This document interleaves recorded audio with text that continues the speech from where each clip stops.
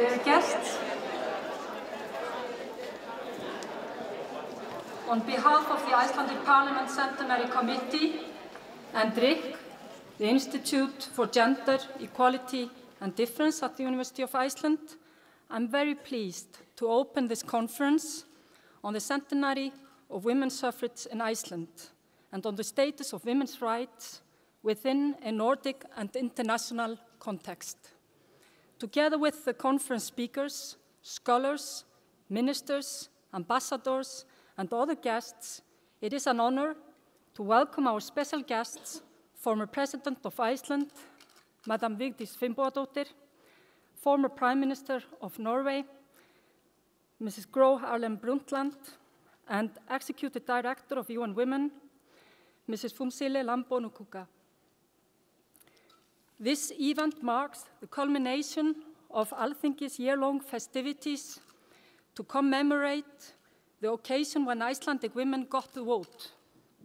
The conference was initiated and is sponsored by the Icelandic Parliament, and it is organized by RIKK in partnership with several university institutes and associations, all of which are listed in the conference program. Alþingi's Centenary Committee is chaired by Dr. Auður Styrkársdóttir, the director of the Women's Library, and coordinated by Mrs. Ásta Ragnheiður Jóhannesdóttir, the former Speaker of Parliament. I would like to thank both of them for their important contribution to the conference planning. The conference is co-sponsored by Nordic Council of Ministers with generous contributions from the Icelandic Ministry of Welfare, the Ministry for Foreign Affairs, the Prime Minister's Office, the Ministry of the Interior, CCP Games, Reykjavík Excursions, and Oddi Printing. The conference coordinator is Mrs. Halla Gunnarsdóttir, and I want to express my thanks to her for showing so much dedication and devotion in the preparatory work over the last year.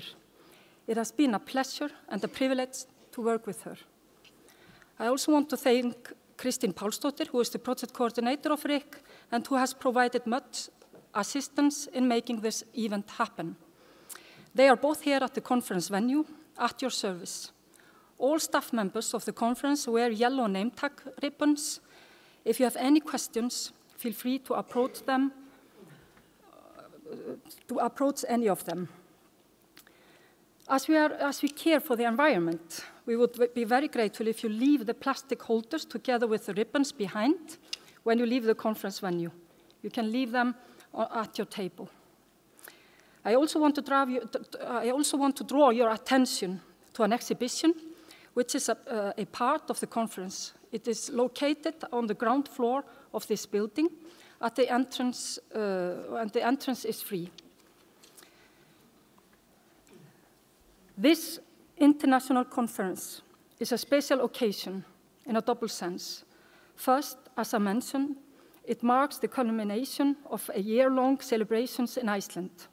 It is held in the days preceding the 24th of October, a date that has been the annual celebration day of the struggle for women's rights in Iceland since the Women's Day Off in 1975. On that day, Icelandic women from all walks of life stopped working for a day to demonstrate to themselves and others the importance of women's contribution to society. It is a commemorative event that has always had enormous symbolic importance for Icelandic women. This conference gives us an opportunity to look back at more than 100 years of tireless campaigning for women's rights and take notice of many small victories and steps that have brought us to where we are. Second, it is a reminder of today's responsibilities and duties to improve the position of women and advance gender equality everywhere in the world. We hope that this will be an important venue for assessing and debating the civil rights of women both in the Nordic countries and in an international context. The struggle for gender equality has been a driving force in the development of Icelandic society, politics, and economic development. Yet, despite progress in most sectors of society, gender equality is a fact that Iceland and the other Nordic countries share with the rest of the world. The representation of women in public and private sector decision-making is lacking. A considerable gender pay gap in favor of men persists. An educational gender gap is widening. Measures to ensure the full human rights of disabled women and women in other marginalized groups are limited. We are witnessing an unprecedented commodification of the body in the marketplace and other venues. And gender-based violence poses a continuing threat. The persistence of gender violence underscores the salience of feminist criticism of realist definitions of security as being too state-centric. Hence, the importance of the concept of human or individual security. It shows the need for a broad definition of security which encompasses both the private and the public and which addresses structural impediments to women's liberation and equality. Such an approach also serves the purpose of exposing open and hidden power structures and inequalities. Let me turn to the conference program itself. The first day will focus on the history of women's suffrage in the Nordic countries and the present-day status of women's political participation in the area. The first session is devoted to the history of equal suffrage in the Nordic countries, the second to the current democratic challenges in the Nordic countries, and the third is in honor of Mrs. Vigdís Finnbogadóttir's tenure as the first democratically elected female president in the world.